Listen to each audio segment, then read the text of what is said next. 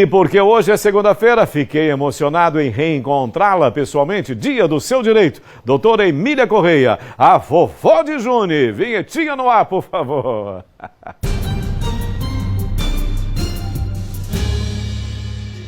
Eu só fiquei frustrado porque achei que ela ia trazer a Juni junto, assim, no colinho. Já pensou, doutora? Ela chegou até entrar na mala, na hora que eu estava arrumando, mas não dava. Que vontade de trazer. Que vontade de trazer. E o que eu falei, a emoção que é maravilhosa, tem que ser vivenciada, doutora. Tem. Viva, viva, viva essa emoção de amar, ser amada, essa coisa linda que é a família. Eu estou falando, estou arrepiado. Ser vó, ser pai, ser mãe, ser filho, ser filho. Aproveita as pessoas, comemora a pessoa. Isso. Viva a pessoa, olha para os olhos da pessoa e diz eu te amo. É esse momento que a gente... Eu acho, para mim, dentro da minha espiritualidade, é o que eu levo, é o que eu vivo. Mas é isso mesmo, Zezinho, está coberto de razão e serve para todos. A gente tem que aproveitar o momento. Isso, e você é muito bem-vinda, porque Skype é sensacional, fantástico, mas aquela tecnologia, mas não tem comparação. Com certeza, Serginho, com certeza. Tá bom? Vamos lá então. Viu? Vamos correr, vamos trabalhar, querida. O Alarmino Figueira de Socorro. Comprei um secador de cabelos para presentear minha sogra. Quando ela foi usar o aparelho pela primeira vez, conforme instruções do manual do usuário, o objeto explodiu, doutora, meu Deus, causando-lhe queimaduras no rosto, nas mãos. Diante desse fato, o que eu posso fazer para requerer meu direito como consumidor? Primeira vez que eu vejo uma história dessa, explodiu. Olha, explodiu. Alarmino, que coisa séria isso.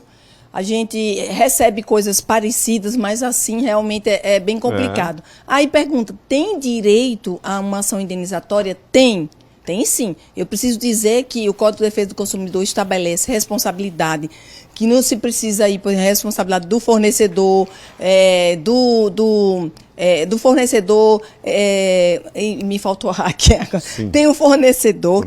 Né, o prestador de serviço, pronto. O fornecedor, o prestador de serviço, todos são corresponsáveis. O construtor, tá? São corresponsáveis num momento como esse. Então, responde sim. É bom que se faça presente aí as provas do que aconteceu, deixando tranquila que a inversão do ônus da prova no Código de Defesa do Consumidor está valendo. Mas em casos assim, a ação indenizatória tem que mostrar o dano causado. Faça isso logo.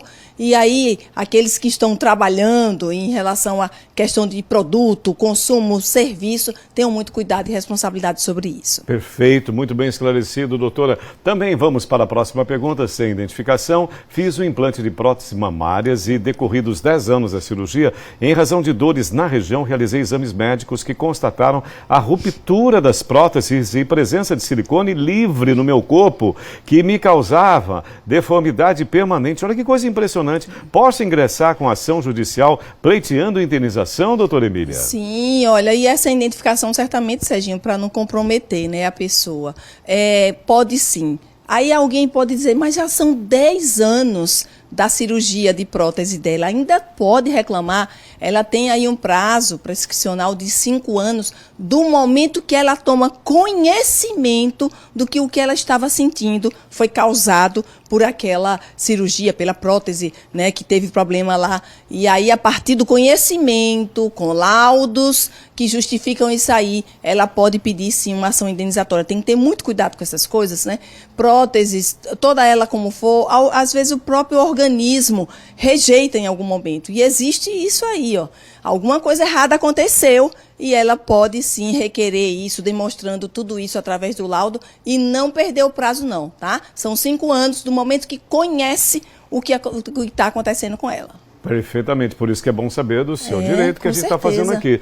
Carlos Souza, Albano Franco, tenho problema de saúde, mas não tenho os exames médicos. Como faço para pedir aquele benefício tão importante para mim? Carlos, olha, benefício junto ao INSS, benefício auxílio-doença, né?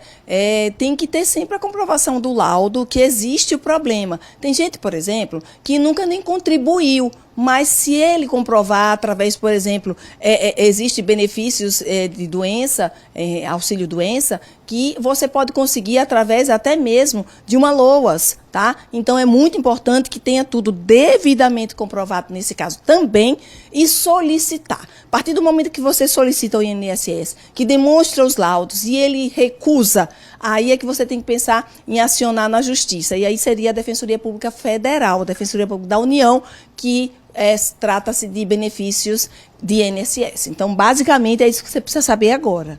Perfeitamente. Doutora, vamos lá, próxima pergunta. Eu só aqui na expectativa.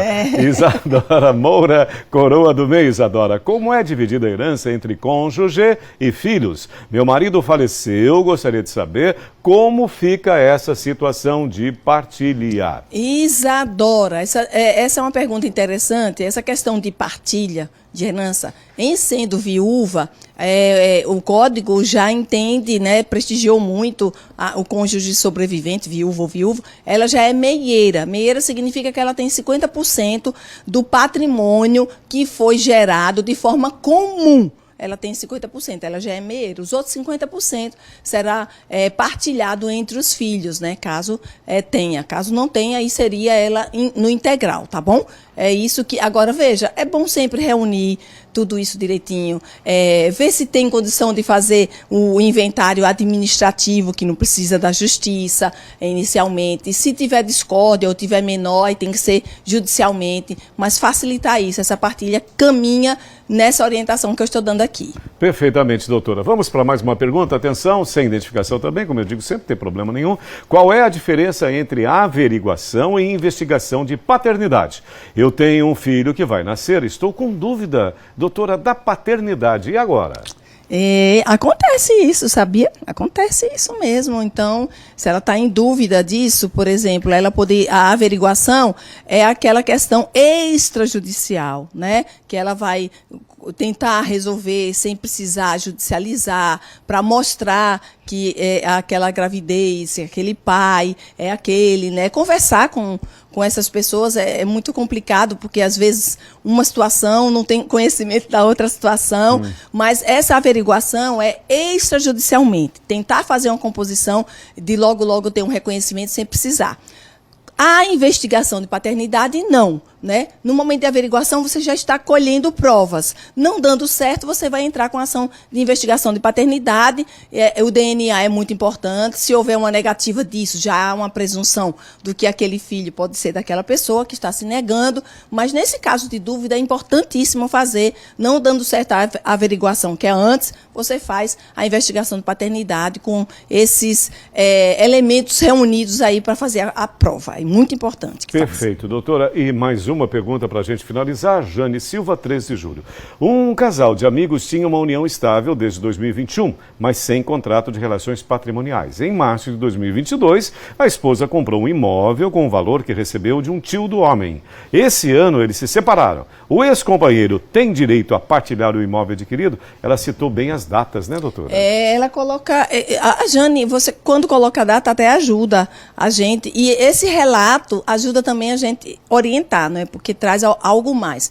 É importante que se diga de logo que doação e herança, eles não se comunicam, né, com o cônjuge. Se ela recebeu uma doação, essa doação veio antes, e de qualquer sorte, em sendo doação, vai para aquela pessoa, não vai entrar na hora de um divórcio ou de uma separação, ou o direito daquela pessoa, do cônjuge que está interessado em pegar aquilo ali. A herança é personalíssimo, é para a pessoa, é para o herdeiro, não é para o cônjuge. A doação também, quando é feita de família, é para aquela pessoa, não alcança, isso tem base no Código Civil e aí a pessoa está protegida. Muito bem, doutora Emília, voltou até renovada, estava observando, o amor faz bem, o amor rejuvenesce, você fica mais jovem.